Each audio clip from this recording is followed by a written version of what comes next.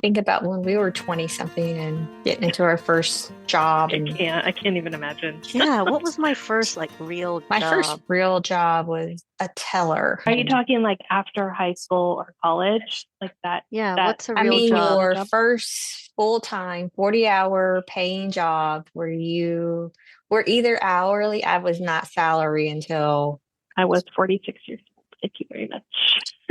a full-time 40-hour job. No, you were at No, the hospital. I said salary. Oh yeah, I no, don't have. I wasn't I wasn't salary salaried until until like just I was recently. in my late 30s, Mhm. maybe 40. No, I was late 30s. And I was like, what do you mean you don't have to put in a 40-hour week? And I missed it because I was always working over. So when you had to do that overtime, you missed that extra pay. Mm-hmm. And coming in salary right at 20 something, oh gosh, no. It can be tough to find that balance. So at my other job, we worked way beyond our regular hours and the bonuses were nice. But then at a certain point, I just felt like we were taken advantage of. Mm-hmm. Like even though you're salaried, even though, you're compensated with a bonus, like it just wasn't balancing out. I've done the opposite too. I mean, I was hourly for so long, and I mean, I worked a lot of overtime. And you're right, overtime's nice, but it is really hard when you have so much on your plate and you're being told you can only work these amount of hours, Yeah. but we want all of these things done. So there, I don't know. I don't know if there's a sweet spot or one way that's better than another, but that's also kind of how I've evolved, I feel like, as a professional. And I think that I like to think I have a good idea of how to be a team player and when to be a team player and when to step up and when to set some boundaries, actually. No, I'm not going to do that. I could do this instead, or I can do this until this point, but not go above and beyond. I think every brand new graduate should come out and be an hourly employee. Amen. They shouldn't go into salary because if they have that mentality, oh, well, the 20 something year old is not going to be there forever. We know that. We know turnover rate is in their 20s. They're trying to find out where they belong. He's going to go to someplace else and be like, oh, well, over here, I didn't have to do anything. And now the expectation is step We up, expect you to buttercup. work. We need you to actually work Mhm. and earn your paycheck. Yeah. All right. Yeah, no, that's Duties as what is it? What's the Other phrase? duties as Yeah, assigned. thank you. Other duties as assigned. Well, Brian was working at a place and had newbies straight out of college, and they were being paid well, but they were so entitled. Like, I just graduated. I don't need to yeah. do that. Like, yes, you do. That's part of your Especially if they come assignment. out of college and it was paid for entirely for them and they never had to chip in, don't have any kind of skin in the game. Those are the kids, if they come in directly into a salary position, I don't have to do Yikes. anything. I Yeah. still get paid just to sit here. No, no, no, no, no. It's very interesting. Clearly, we are, showing our age. Our And maturity our and maturity experience. in our work ethic, Yes. our commitment, our dedication. I have hope because I actually know that all of our children, Mm-hmm. while I think they have lived a really good life, we have all encouraged them to start working to make their money. And they all are right now, every single one of them. That's what, five children? Yes. In some variation of graduated, in college, out on their own, maintaining all of those things. And I am super proud of every single one of them because it's hard. Adulting is hard. It It is. is, yeah. And don't you love those stories when they come home because they're miserable with one thing or another Yeah. about work? Like it just drains them. It sucks the life out of them. And I really do. I want to laugh in their face, but I can't. That's so funny. Or like, oh, I'm sorry, I'm late. Somebody came in at the last minute. I think all of our children at some point are currently or have currently worked in retail. So this is fun. I hate retail. I don't like retail. Oh my tried to God, work I love retail. it. Ugh, Really? Yes. no. Oh. Mm-mm. If I won the lotto, that's exactly what I'd go do. I'd go work retail part-time during the day, every day. You should see my face right now. I am I in know, shock. I'm surprised. I loved it. No, no, no. I mean, okay, yes, it's supposed to be like you're a people person and you really, like the idea of engaging with folks, but retail, no, thank you. Now, clothes retail, no, but I loved year one. I love like the home goods kind of thing. those are the areas I'd be at because I'd be all like, oh my God, look what we got in. Or, matching. And I loved working at Pier 1 when somebody would come and it's like, I have this kitchen or I have this thing and I got to just design it for them. Oh, and I got to play. God. It was fun. Mm-hmm. I loved it. Nope. Okay. I don't know. I don't like retail. I don't know. I didn't ever work in it for very long. I think I tried it maybe once or twice. I worked in a restaurant and then a clothing store, a boutique when I was in high school. But you got to work weekends and Yes, late. late hours, No, ma'am. restocking. No. My first job was in high school and it was at an amusement park. Oh, And so I worked in the ticket booth. Did you wear a polka dotted skirt and ears? Something like that. We had a uniform. Oh, this polyester. It was not very comfortable at all. Super itchy, incredibly uncomfortable during the heat. And of course, we're open during the summer months because that's when people come to the theme parks, right? But I happened to be in a booth, air conditioned. That was my first job. Funny that my brother also, that was his first job working at that same amusement park, but in a different location. Oh my gosh. Mm-hmm. I babysat a lot. And I think that's underrated. Like, I think of all the babysitting I did at the age that I did it. And then becoming a parent, I'm like hours at night. I mean, till like 1, 2 in the morning. Sometimes people would be gone. And all summer, people left me at 15 in charge of their children for the entire day, 5 days a week. And I'm thinking, oh my word, I would have. you were My kid was never. responsible for a little Yeah, they knew that you human. were responsible. I mean, I guess nobody. Okay, but still, I don't know. It just baffles me this age of my life to think about somebody trusted me enough. Several somebody's trusted me enough to do right? Yeah, that. I was like 12 or 13 and I had twin boys. I remember this. Oh, And they'd come out in their little underwear because they were just waking Running up, and I'm around. just like, oh my God, put some clothes on. that's funny. So my older daughter, she started out babysitting as well, neighborhood kids. Uh-huh. And it was really cute because the youngest one, I think, was still in diapers and they were potty training. And so, it's warm outside. They're playing in the front yard. And all of a sudden, the kid Pops a squat. goes Oh. pee. Boy.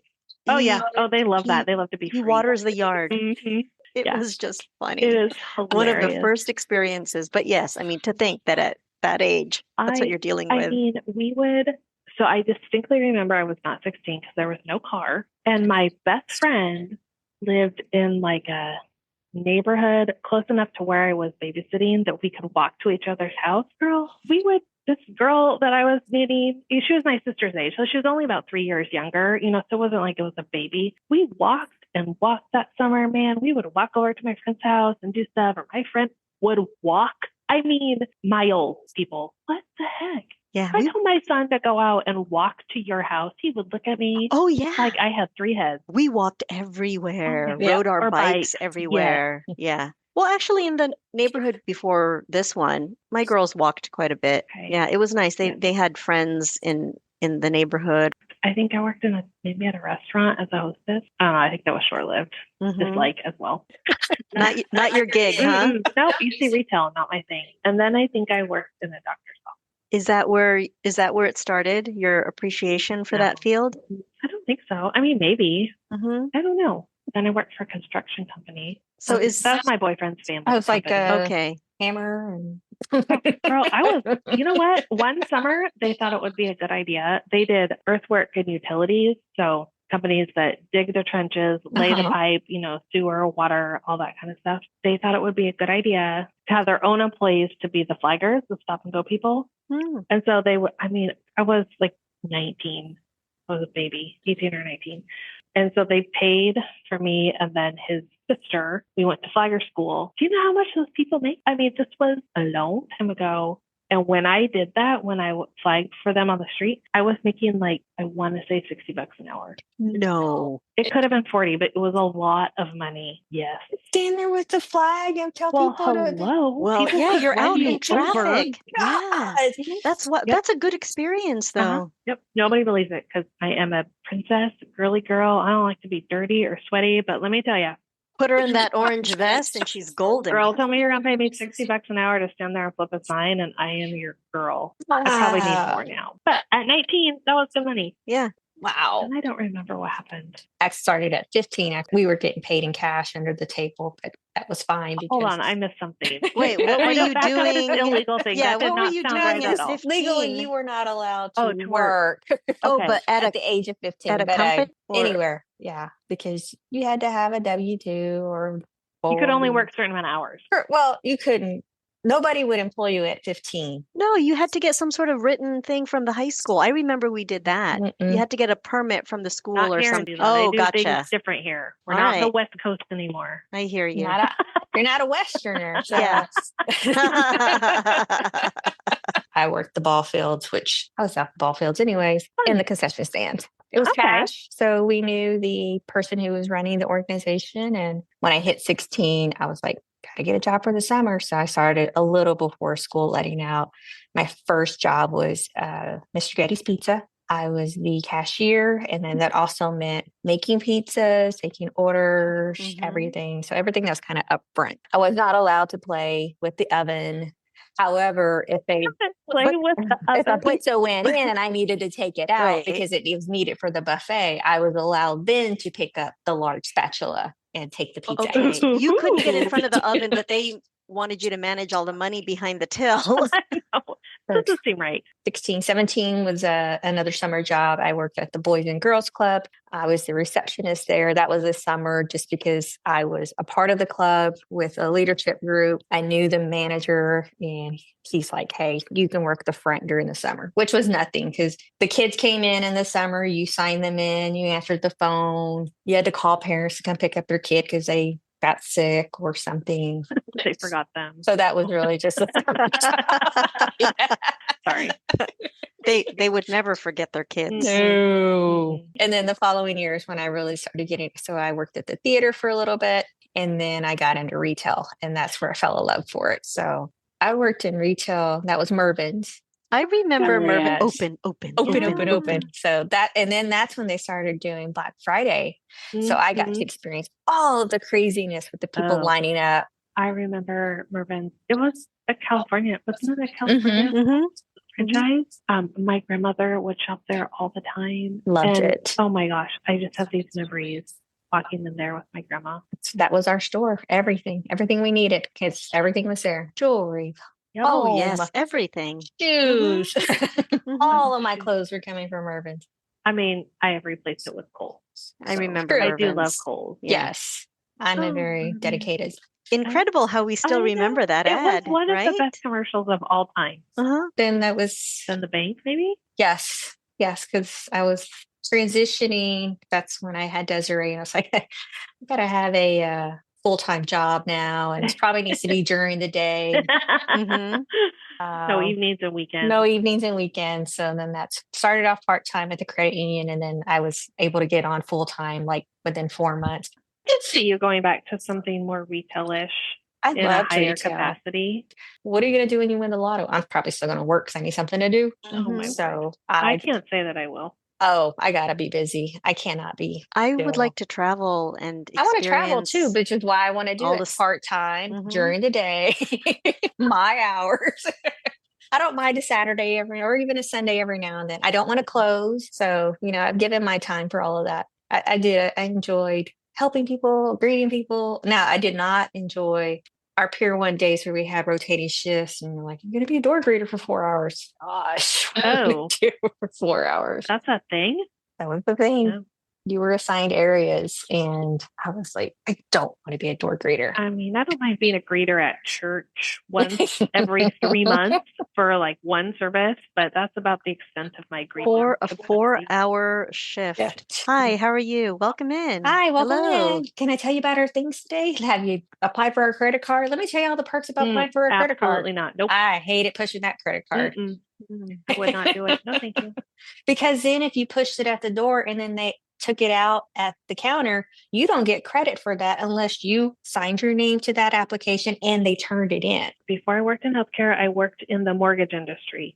Just trying to Oh. think where I worked. Mhm. I was young. It was before and during while I was pregnant with my son. And I did learn a life lesson here. We did get commission we were a wholesale. So we were the lender. So we had reps that went out to the mortgage companies and we're like, here's our product, here's our loans, these are requirements. If you have clients that need it, we'll give them a home loan. And I had the job of inputting the data and making your mortgage documents, everything you sign. That was my job. Everything you signed. And then once it was signed, we would make sure that it was notarized, or we would notarize it, and then we'd send the money. And we got paid commission on how many documents we created and how many of those packets we were approved and the money went out. So I could do the documents. Like if you were busy, Rachel, and you were like, hey, Dana, can you help me out? I could do your documents for you, but then it would all come back to you. You would certify it, make sure it was good, and then you would send the money out. But my initials would be that I did the documents, and your initials would be that you sent the money. Well, there was a girl there, and I was doing all of her work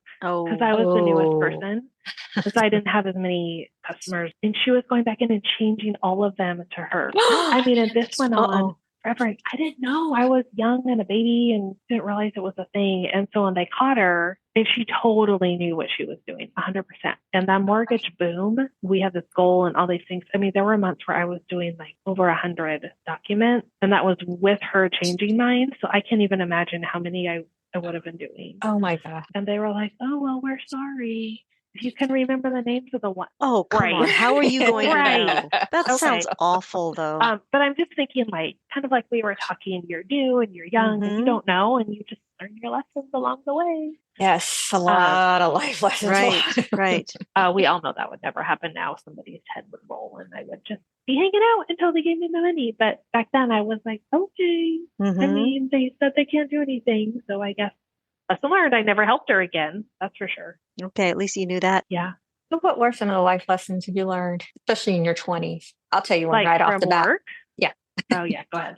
The customer's never really angry at you. They're angry at the situation. Really? Oh, no, they're angry at you. Because you're the only person there who they can talk to. Oh, can I talk to your manager? No, you cannot talk to my manager. They're doing other things that are needed. Managery things. Right. No, you may not. I'm here. I'm this itty bitty 17-year-old. You can talk to me. What do you need? Yeah, no, I got a lot of at me, and early on I would go right back at him. Oh, ooh, I like this, Rachel. I can pull this side. Can't do that. Oh, okay. Like, well, you know what? You were corrected. At least you were corrected. Can you because we'll go shopping somewhere. We'll go to a restaurant, and you interact with these people who work there, and you think, wait a minute, somebody needs to correct this. Yep, because that doesn't seem right. It doesn't exist anymore. That whole corrective action or teaching. This is a teaching moment. Okay, I saw something. I monitored it. This is how we're going to fix it. That doesn't happen anymore. No, please don't tell me that. I'm telling you that whole courtesy, common sense is gone out the window, because I don't think half of the people that are in customer service, regardless of where it's at, whether it's at a bank, restaurants for sure, that is out the window, because it's just like, it bonkers me every time we go out and I'm like, oh my gosh. I mean, because you can tell you're veterans and you're new people. And when you have that experience, because we went out to dinner this week, nice restaurant. And I'm like, okay. Oh, I can't wait to hear what we don't, the service was just, I was like, I can't believe we're getting treated like this. So it's a long booth. It's just me and my hubby sitting right across from each other, but it's a long booth. So we're kind of further in. She kept putting everything at the edge of the table. So we had to like grab and pull. She came around maybe twice to check on our drinks, which I'm okay because I don't really drink as much, but my hubby will. He likes his tea and he'll down it within a matter of minutes. And I'm like, you better slow down. I don't think she's coming anytime soon. Not very personable at all. And that to me is kind of a key thing. If you're going to be a waitress or a waiter, you've got to be at least a little personable. One, that affects the tip I'm about to leave you, because if I got no service and no personality from you, my tip rate's going down. But things like that, no really kind of interaction. Put a smile on your face. I can tell you don't really want to be here, but you chose this job. So yes, that's true. That's true. I would like to say though, because both of my girls have experience working in the food industry. And they were trained to be respectful, to have stellar customer service. And I'd like to say that what we've shown them as their parents, go provides what they need to go into the workforce, and right, that carries through. So I want to say that was just a fluke, that was unfortunate that it happened. It happens a little more often than you think. Oh Well, boy. I think that it's not just I don't think it's an industry thing. I think I said this earlier. I think that we are showing our age, but I think there's a lot of truth into what we're saying. Like I think we are a product of how we were raised and the era in which we were raised and what was happening in the world in which we were raised. And that's why it's just, I mean, life is different and it evolves. And I'm not saying back to the good old days and that's the way everything should be. I mean, maybe a little bit. We walked miles in the snow. Yeah. But I think that I know that my parents, instilled some hardcore values in me. And I like to think that I have them still. And they're kind of what made me who I am. And I hope to God that I have instilled those in my son. We'll see. But I have noticed that I want to say I hate to point the finger, but I think that I'm experienced enough that I can say I'm pointing the finger. There is an age group that I work with. I don't know what happened to them. I don't know what happened. I don't know if it's a entitlement thing or if it's just a lazy thing or a lackadaisical thing or an accountability thing. Problem solving skills. Right there.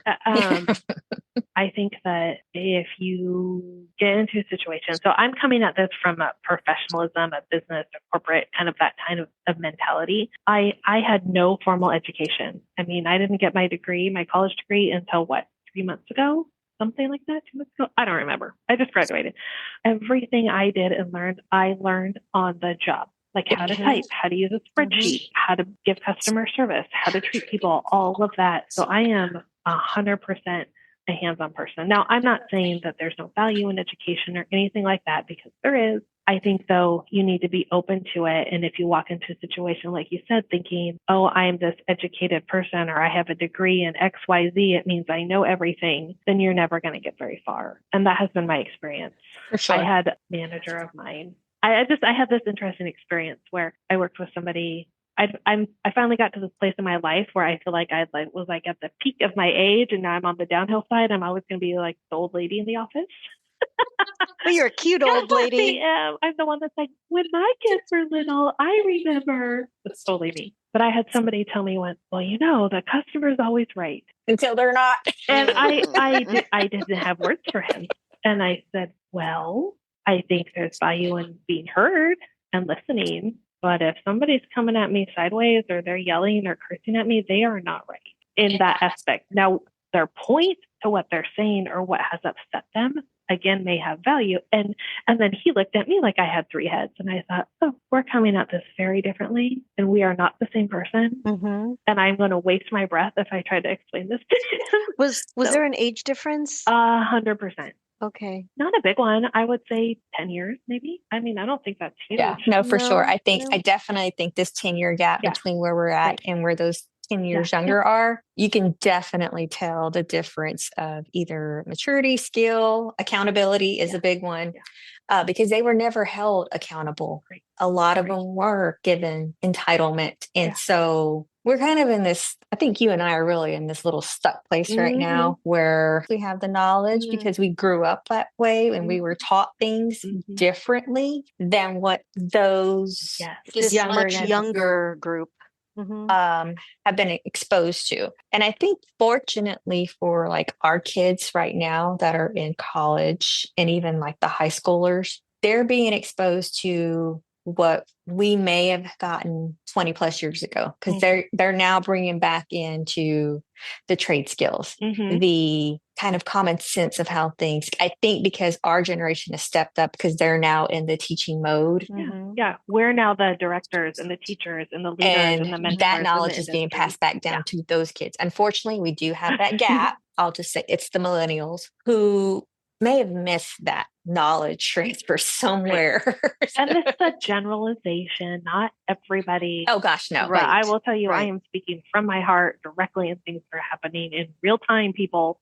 And it is incredibly frustrating. I know that means for me that there are lessons there that I need to learn as well, but it can definitely it has had its moments. It has been very challenging for me, more in the sense of like, I do think I know everything, but I know that I really don't. And the difference with that is I would rather work around people and with people who definitely know more than me. And I have zero problem saying, oh yeah, I don't know how to do that. Will you show me? Can you teach me? Let me go figure that out. Instead of saying, yes, I can do something, and then having it completely fall apart, or not asking the questions, or not being honest and saying. And that is kind of what I tend to run into, is people who don't know the questions to ask, or don't know how to interact, or think that because they've read a John Maxwell book, it means that they're a fantastic leader. Thinking of one moment in particular, and I kept saying to this person, like, well, but what are you doing? Like, I hear your words coming out of your mouth, but let's talk about how we're going to make these things action items. See, you like that word? All right. Action item. We're going to lean into this action item. And how are we going to accomplish it? How are we going to implement it so that it actually produces something? Yeah. Correct. Exactly. Correct. Exactly. And we can see the effect afterwards. I also attribute that to, for myself, I had some really great people in my life. Up until today, some really great people in every job and every industry that I ever worked in who poured into me. And, upon reflection, I can see it. In the moment when I was much younger, I didn't realize that that's what was happening. But now, looking at myself today, I definitely know I could name off, probably on two hands, definitely on one, the people that poured into me and taught me everything I know, and taught me how to be respectful to people, and taught me how to treat people with kindness and sincerity, and put your own feelings aside, or how to make that transition, maybe from being on a patient care side, because I worked in healthcare, to being on the more professional side, and that is different, and how to treat people. And then transitioning into higher ed, that was a totally different way to treat people and do that. So I, in my back pocket, I like to think I've surrounded myself, you ladies are two of them, here now in the moment, but also the people that helped me grow up, I guess. Oh, certainly. And that you were receptive to that. Even at a young age, you may not have understood how that was going to impact you later, but you certainly were open to listening to these mentors guide you in one way or another, right? And so we would hope the same for those just getting into the work field now. Brian makes fun of me all the time. He says, not every single moment is a teaching a teaching Yes, tool. it is, Brian. I said, yes, it is. Everything is a teaching moment. Sometimes it's just a silent teaching moment. I think that's what he's saying, Sheila. He's like, you? In the years that we've had with all these different jobs that we've experienced, I mean, I'm glad to know that we've matured and that we've taken the skills that we've learned and, done well with it. And so for that, I'm happy about. I mean, we certainly have had a lot of different jobs among just the three of us. My favorite is that Sheila and I came from outside of higher education and came into higher education, which is an important part of our society, but it is very slow paced, would you say, compared to other jobs that we have had. Like nothing, I've had jobs where things have just been on fire all the time, and you're running around and you never know what you're going to walk into. And my experience with higher education is not like that. And that was an interesting adjustment. I didn't know what to do with myself for a while, or learning how to gauge. Somebody's like, oh my gosh, this is so important. This is urgent. And I'm thinking to myself, I mean, is somebody going to die? Like, that to me is urgent. If somebody is like going to die, then let's do it right now. But based on where you've been before. Totally different industries. So I kind of had to relearn how to do that. But again, I had people that would help me. Similar situation for sure. Things were always high paced. And then coming into where I'm at now, it's like I get to prioritize and have a say into, well, I may be reported, but they're still working. So we don't have to necessarily put that on the top 10 list right now. So we can actually bump that down. And even today we had our group meeting, and I'm like, you know what? It's kind of closed already. It's really something we need to look into. And we don't really need to look at it because we do our 2-week sprints. It doesn't need to come in this sprint. It can wait. I love that lingo. So it's just most definitely I'm different. on a marathon. I'm just slow and steady. I'm like a little tortoise the back same there. way, though. And I think it's I mean, even now, it's still kind of an adjustment to have to go and be like, well, because I do have my days where things are on fire and I'm trying to get things out because we're trying to push code. and I know it's got to go. And I've got a slew of things I've got to test. But there are my other days. I'm just like, okay, What now? you look ahead. Rachel's looking at, cruises for next year and family vacations. Right. We all And are. it's weird, but I think, and then I always tell my husband this, I look back on it and go, you know what? I look back and say, okay, I wasn't that busy today, but think about all of the years where I was and trying to make paycheck to paycheck and making sure that the kids were taken care of, the bills were taken care of, how was I going to do it from one week to the next. Yeah. And I can say now, kind of have a little padding there. I don't have to be as stressed. And that I think is also necessary for a 20-something year to go. They need to have that stress. They need to know things might be on fire, but guess what? You're going to get through it. Yes. And you have to have that experience because life is definitely going to throw some curveballs at you. It will not always be Sure, peach perfect every exactly. single day. It's not all roses. And one of the things that I've been speaking into my son lately is kind of that, they're 19 and 20 plus year olds we have now. And I said, adulting is hard. I know we joke about it and there's everything on social media. I said that adulting is hard and there's rarely ever a air quote right answer. I said, but the lessons and the things that you're going through now, I said, this is building your foundation and your knowledge base and how you react and respond to these things. You may look back on in a year or 5 years and say, oh, look at this made me who I am today, or this is why I'm responding this way because of the things that I did or something, a situation and how I handled it. And maybe I didn't handle it as well. And then if something similar comes around, you can reflect, or maybe you can be the person that says, hey, I went through something similar, and you can be there for somebody. right. That's really important to me. So I try to have those types of conversations with my son, even when I'm struggling at work or at a job. I'll say, well, this is what's happening. And he'll say something like, well, why don't you just quit? Or why don't you just tell him? Or what? And I'm like, well, I want to, Right. but I can't.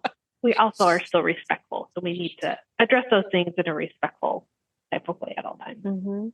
One of the things that we often tell our kids is that whether it's in school or in the workplace, you're not always going to be with people whose company you enjoy, who you get along with, but you still have to maintain your composure and finish that task, right? If you've got a project happening at school, you still have to get together and make certain that everybody's on board and complete what it is that you've been assigned to do. If it's at work, you got this big project, all eyes on you. You still have to make it happen. You may not have to like this person, they don't have to like you, but you still got to move forward. And even as adults, when you get addressed that way in a conference room, that makes it even weirder. It did happen. It was friction for sure between different team members, and the VP was just a VP at the time. She stood up there and said, you know what? We all know this is coming. You knew you were all going to be put together. Y'all may not like each other, and just like pointing at all of us, but you will get this done. And when you're done, you will have respect for one another. I was like, oh, amen, sister. Okay. And sure enough, we paddled through. And I didn't have to work with those people after that. But, and we all knew we didn't like each other. We didn't get along, but, we faked it. Yeah, you do what you got to do. Put your head down and get it done. Right. I think this was the best impromptu topic conversation that we have had. Well done, ladies. I enjoyed that. Yeah. Well, and to our younger listeners, stay tuned. More to come. Pause, please.